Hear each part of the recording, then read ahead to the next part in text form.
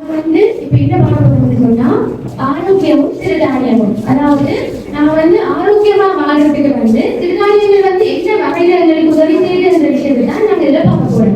அப்ப முதலாவது சிறுதானியங்கள் சொன்னா என்னென்ன எங்களுக்கு தெரியும். அதுல முதலாவது திணைங்கிறது பாக்ஸ்டைல் மில்லட் சொல்றது. ரெண்டாவது குதிரைவாழை, இதை நாங்க பென்யார்ட் மில்லட் சொல்லி சொல்றது. மூணாவது வரகு, இதை நாங்க பிரசோ மில்லட் சொல்லி சொல்றோம். நாலாவது சாமை, இதை நாங்க லிட்டில் மில்லட் என்று சொல்லி சொல்லுவோம். அடுத்தது கம்பு, இதை பேர்ல் மில்லட் என்றும் குழந்தை பின்ன மில்லட் என்றும் சொல்லுவோம். இப்ப நம்ம இதுல பார்க்க போறது பாடசாலை மாணவர்கள்.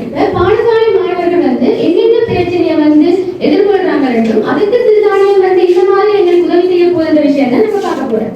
அப்ப பாடசாலை மாணவர்கள் மெயினா இப்ப உணவு பழக்க வழக்கம், அதாவது அவங்க ஆரோக்கியமான உணவு பழக்க வழக்கத்தை விட்டு தவறான உணவு பழக்க வழக்கத்துக்கு போறதாலதான் நாம இதுல போட்டுட்டு இந்த 3 மெயின் பிரச்சனைகளுக்கு அவங்க நோக்குறாங்க.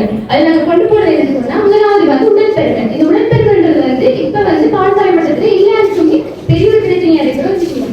ரெண்டாவது விஷயம் உடல் ஆரோக்கியம் குறைந்த நிலையில். இப்ப எல்லா இடமுமே இருக்கிறது அப்படின்னு சொல்லிட்டு நாங்க நார்மலாவே எல்லாத்தையும் கேள்விப்பட்ட வார்த்தையா போயிட்டுது. முந்தி இருந்து அப்படி இல்லை, ஆனா இப்ப அப்படி வந்துட்டு.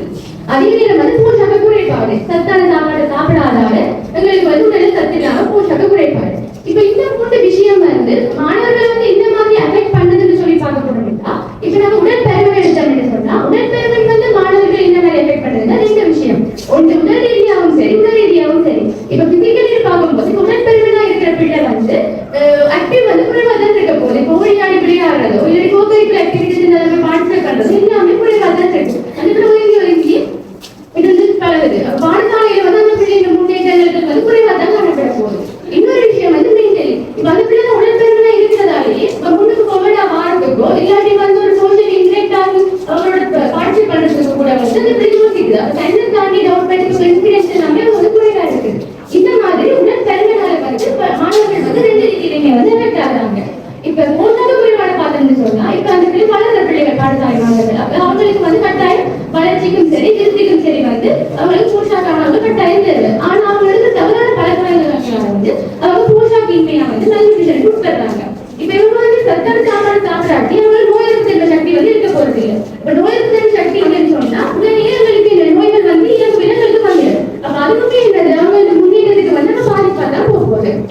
இப்ப பாடசாலை மாணவர்கள் இன்னொன்று என்னன்னு சொன்னா நாங்க பார்த்த மட்டும் வேரிய பிரச்சனையா பார்க்கறது துருதிச்சோகை. துருதிச்சோகை இருக்கிறதா பிள்ளைகள் படிப்புல ஆர்வம் காட்டுறதுக்கோ இல்லை 2 படி படிக்கிறதுக்கு கூட எல்லாமே இருக்குது. அப்ப இது எல்லாமே இந்த போஷாக்கு குறைபாட்டால அவங்க எதிர்கொள்ற பிரச்சனைகளா நம்ம சொல்றோம். அடுத்தது உடல் ஆரோக்கியம். இப்ப உடல் ஆரோக்கியம் எந்த அளவுக்கு பிள்ளைகளுக்கு முக்கியமோ அதே அளவுக்கு உணவுமே ஆரோக்கியமா இருந்தா மட்டும்தான் பிள்ளைகளால வாழ்க்கையில முன்னேறமா வரலாம்.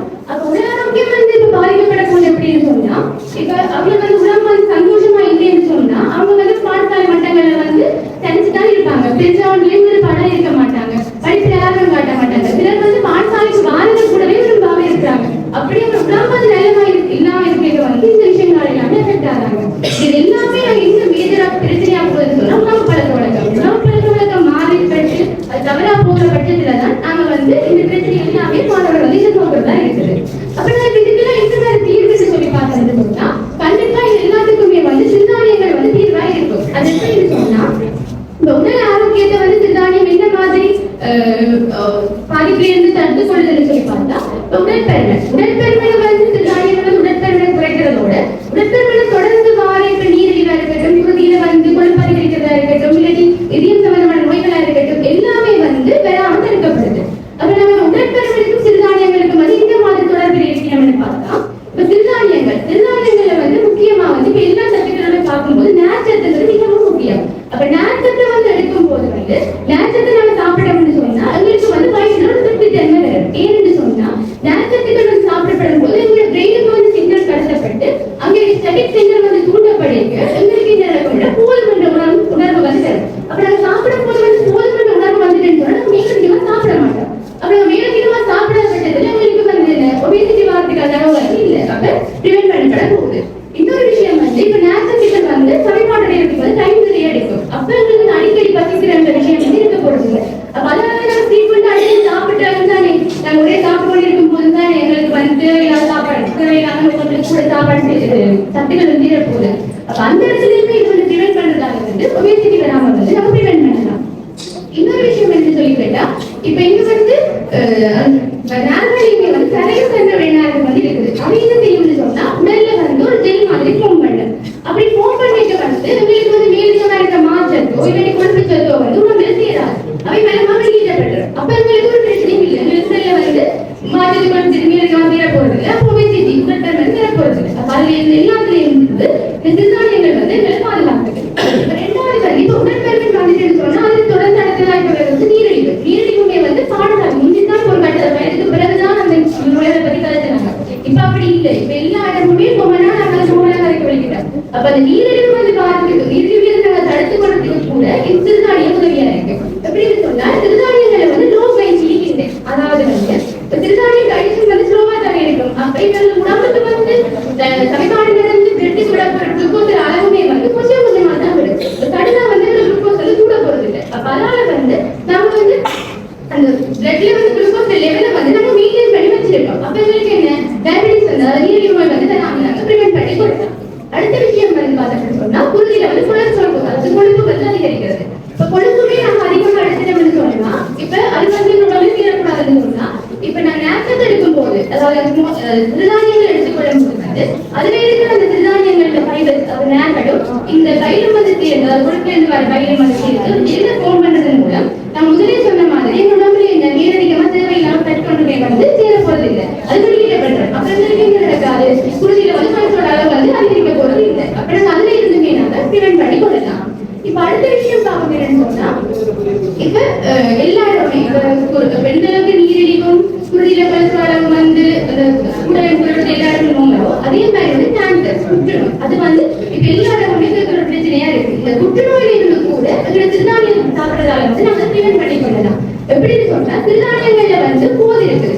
அந்த போதுகள்ல வந்து பைட்டிக் ஆசிட் என்ற விஷயம் இருக்கு.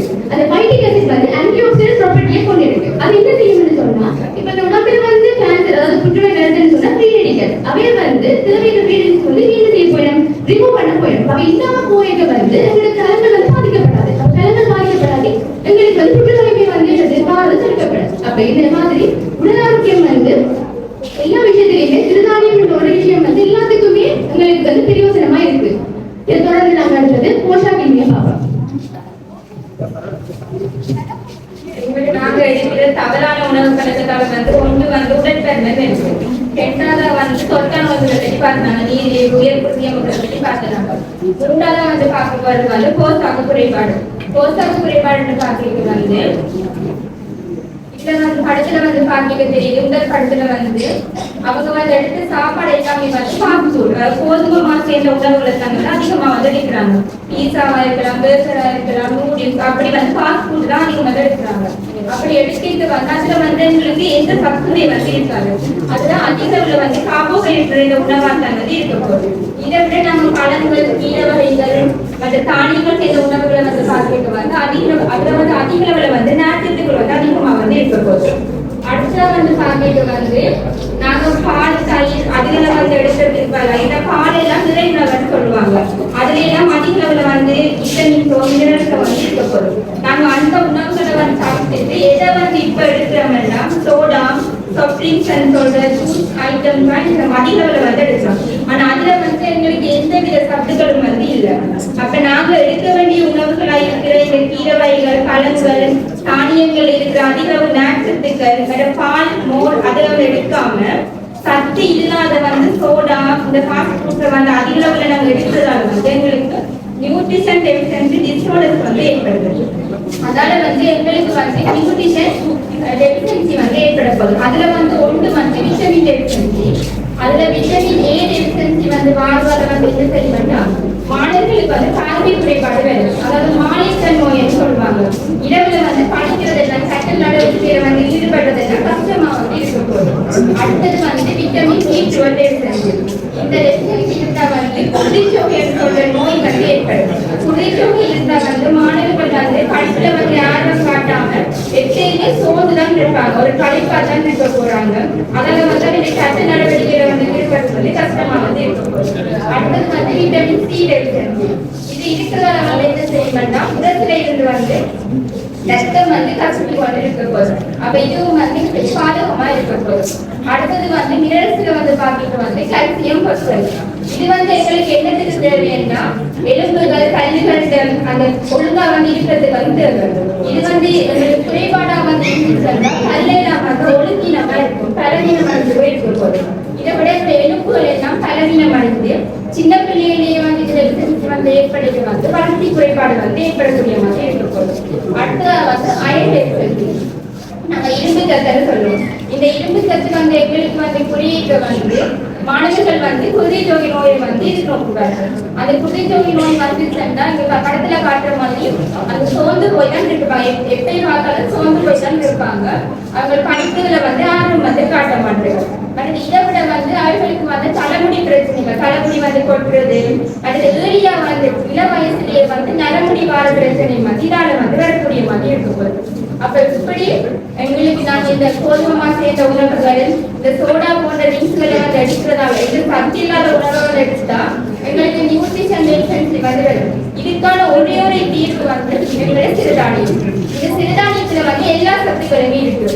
நார்ச்சத்து இருக்குது, விட்டமின்ஸ், மினரல்ஸ் இருக்குது, கார்போஹைட்ரேட் எல்லாமே வந்து இதுல வந்து இருக்குது. அதுல வந்து எல்லா சத்துக்களும் இருந்தாலும் இந்த குறைக்கல்ல வந்து பாத்தீங்கன்னா வந்து அதிக அளவுல வந்து கல்சியமும் பொஸ்பரஸும் வந்து இருக்குது.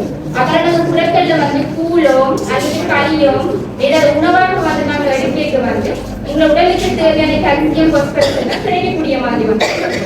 அதே மாதிரி குதிரைவாளியில வந்து பாத்தீங்கன்னா வந்து அங்கே இருக்கிற இரும்பு சத்து ஆயிரம் சொல்ற இரும்பு சத்து வந்து கூடவா வந்து இருக்க போகுது.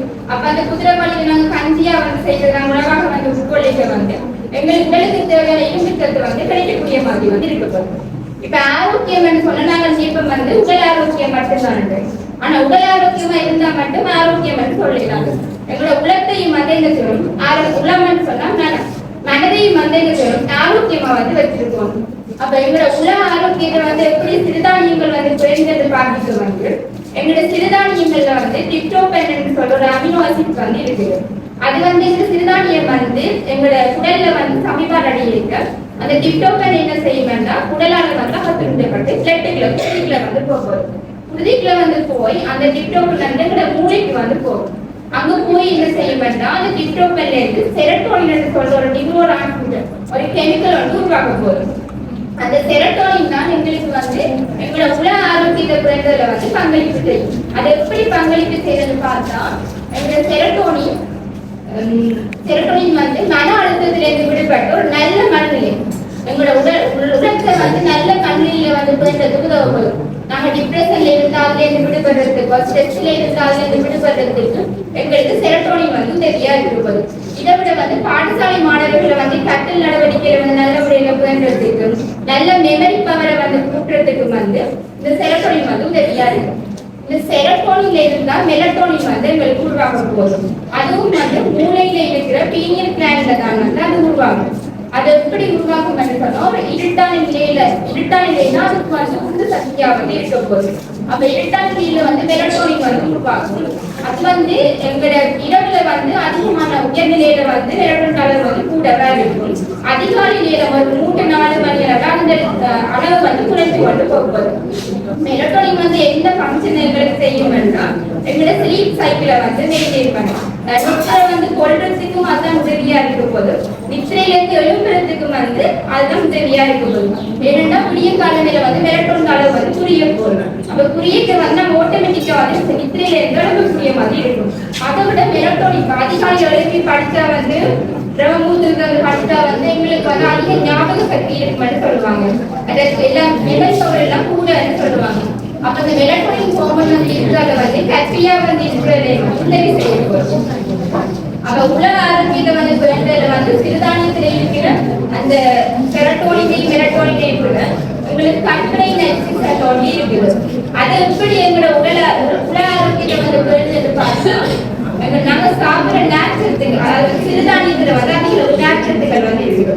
அதுல வந்து நிறைய வகையான நார்கள் வந்து இருக்கும். நீர்ல வந்து கரைகிறது, நீர்ல வந்து கரையாது, ரெஸ்ட் ஸ்டார்ச் சொல்ற நார்ச்சத்து வந்து இருக்கும். அதுல மூன்றாவது சொன்ன ரெஸ்ட் ஸ்டார்ச் தான் என்ன செய்ய மாட்டாங்க சிறுவுடல்ல வந்து போகுது. சிறுவுடல்ல போய் வந்து அங்க சமிபாடு வந்து எங்க உடல்ல வந்து நடக்காது.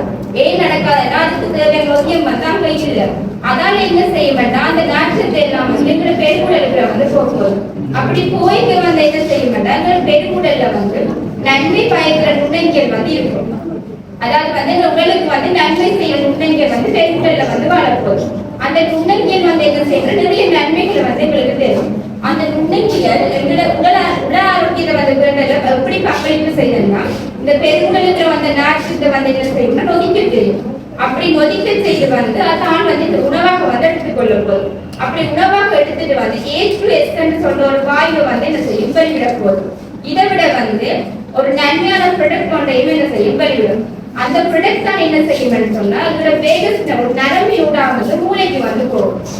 மூளைக்கு வந்து போய் அந்த மூளையில வந்து என்ன செய்யும் சொன்னா எங்களோட மன அழுத்தம் அந்த மன அழுத்தத்துல வந்து இருக்கைக்கு வந்து எங்களோட குருதியில வந்து கோர்டிசோல் அளவு வந்து அதிகமா வந்து இருக்க போகுது.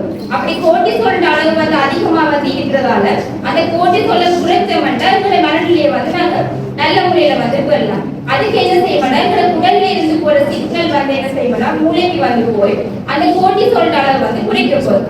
அப்படி குறைக்கிறதால நாங்க என்ன செய்வோம் மன அழுத்தத்திலிருந்து விடுபட்டு வந்து நல்ல முறையில வந்து வாழ்றதுக்கு வந்து எங்களுக்கு உதவியா இருக்க போகுது. இப்படிதான் என்ன செய்யும் உல ஆரோக்கியத்தை பெறப்படும். இதுல காட்டின மாதிரி நாங்க எடுக்கிற துரித உணவுகள் இந்த பீஸா பர்கர் சோடா எல்லாமே வந்து என்ன செய்யணும்னா இந்த முதல்ல சொன்ன மாதிரி எங்களோட குடல்ல வாழ்ற நன்மை செய்யற பாக்டீரியா இருக்கு அதை எல்லாத்தையுமே வந்து அழிக்க போகுது. அப்படி அழிச்சா வந்து என்ன செய்யணும்னா எங்களோட நோய் எதிர்ப்பு சக்தி வந்து குறைய போகுது. அப்படி குறைந்ததால அங்க வந்து நோயை விளைவிக்கிற நுண்ணுயிர்கள் வந்து வளர்ந்து அந்த இடத்துல வந்து பெருக்க போகுது. அப்படி பெருகி வந்து எங்களுக்கு வந்து நோயை வந்து விளைவிக்கும். அதாலதான் எங்களுக்கு தொற்று நோய்கள் வந்து என்ன செய்து பெறப்போகுது. இதெல்லாம் பைட்டோடம் ஃபீவர் போன்ற நோய்கள் வந்து எங்களுக்கு ஏற்படும். இந்த உணவுகள் நாங்க தவிர்க்கணும். இந்த சிறுதானியத்தில் செய்த உணவுகளை வந்து நாங்க உட்கொள்ள வேண்டும். இதுல வந்து பாத்தீங்க என்னென்ன உணவுகள் வந்து செய்யலாம்னு சொல்லியிருக்கோம். முதலாவது பாத்தீங்க வந்து புறக்கல்ல வந்து அல்வா வந்து செய்திருக்காங்க. புறக்கல்ல வந்து கூழ் காய்ச்சி குடிக்கலாம், இல்லாட்டி வந்து களி செய்யலாம், அல்வா செய்யலாம், புட்டு இப்படி விதவிதமா வந்து உணவுகள் செய்யலாம். இதை விட வந்து கம்புல வந்து கூழ் காய்ச்சி குடிக்கலாம். அடுத்து பீஸா வந்து நாங்க இந்த கோதுமை மாவிலையும் சீசன் செய்துதான் கடையில வந்து பீஸா வந்து விற்கிறாங்க. ஆனா எங்களோட மாணவர்கள் வந்து இதுல கம்பு மாவிலையும் நெய்ய வந்து உருக்கி பாவித்து பீஸா செய்து அதுல வந்து வெத்தியும் காட்டிருக்காங்க. இதை விட வந்து குதிரைவாளியில வந்து கஞ்சி செய்யலாம், வந்து பிரியாணி கூட கடல் சோறுல வந்து என்ன செய்யலாம் செய்து சாப்பிடக்கூடிய மாதிரி இருக்கும். அப்ப நாங்க என்ன செய்யலாம்னா சிறுதானியங்களை வந்து உணவாக எடுக்கிறதன் மூலம் எங்களோட உடல் ஆரோக்கியத்தை வந்து குறைவதோட வந்து உல ஆரோக்கியத்தை வந்து பேணி தொற்று நோய்கள் மற்றும் தொற்று நோய்கள்ல இருந்து விடுபட்டு நாங்க நல்ல சமுதாயத்தை வந்து உருவாக்கலாம். இதை நாங்க பாடசாலை மட்டத்தில இருந்தே ஆரம்பிக்கணும். பாடசாலை மட்டத்தில இருந்து நல்ல சரியான உணவு பழக்கத்தை வந்து கடைபிடிக்கணும். அதுக்காண்டி பாடசாலை இருந்துட்டு கேண்டீன்ல வந்து நாங்க கூட வந்து விற்பனை செய்யறது வந்து அதிகமான ஃபாஸ்ட் ஃபுட்ஸ், பேக்கேஜ் ஃபுட்ஸ், மற்றது பேக்கரி ஐட்டம், பால், பன்ஸ், கேக் அதுகளுக்கு நாங்கள் அதிகம் வந்து விற்பனை செய்யலாம். அதுகளை கொஞ்சம் தவிர்த்துட்டு இந்த குளக்கல்ல வந்து செய்யற கூழா இருக்கலாம், களியா இருக்கலாம், இல்லாட்டி அதுல அல்வா கூட வந்து செய்யலாம். அப்படி செய்யலாம் ரொட்டி தோசை அப்படி செய்து நம்ம உணவாக வந்து விற்பனை செய்யலாம். இந்த சோடாக்கு பதிலாக வந்து மோர் எல்லாமே செய்யலாம். நம்ம கேண்டீன்ல வந்து நடைமுறைக்கு வந்து கொண்டு வரலாம். அப்படி கொண்டு வருவதன் மூலம் இளம் சமுதாயத்திலே நாங்கள் இது செய்யலாம். உணவு பழக்கங்களுக்கு சரியாக வந்து கடைபிடிக்கிறதால வந்து எதிர்காலத்துல வந்து நல்ல ஒரு ஆரோக்கியமான சமுதாயத்தை வந்து கட்டியிருக்கக்கூடிய மாதிரி